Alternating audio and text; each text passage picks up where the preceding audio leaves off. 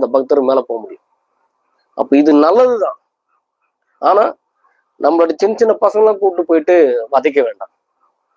இது யோசனையா எடுத்தாலும் சரி, இல்ல ஒரு நல்ல செய்தியா எடுத்தாலும் சரி, ஒரு ஒரு உயிர் போனா திரும்ப கிடைக்காது.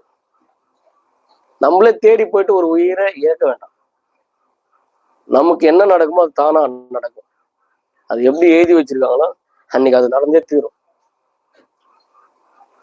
தயவுசெய்து குழந்தைங்கெல்லாம் கூட்டு போறதை தவிர்த்துருங்க. உங்க வேண்டுதலை நீங்களே நிறைவேற்றிட்டு வாங்க. உங்களுக்குள்ளே நீங்க அதை வத்திட்டு போங்க. ஐப்பங்களை தேடியும் போறீங்க, நீங்களே அந்த வதப்பட்டு வாங்க. அந்த மலைப்பாதை ஏறி சாமி தரிசனம், ஐப்ப தரிசனம் பார்த்துட்டு 18 படி ஏறி அதையும் பார்த்துட்டு வாங்க. உங்களை யாரும் போவானான்னு சொல்ல, உங்க நம்பிக்கை யாரும் குறுக்கிடல. உங்க நம்பிக்கை பசங்க மேல திணிக்காதீங்க. குழந்தைகள் மட்டும் பாதுகாப்பு மிகவும் அவசியம்.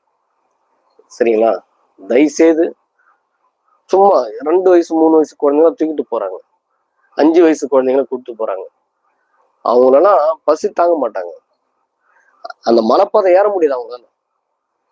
உங்களையும் வருத்திக்கிட்டு அவங்களையும் கூப்பிட்டு போயிட்டு எவ்வளவு பெரிய ப்ராப்ளம் வரும் தெரியுமா?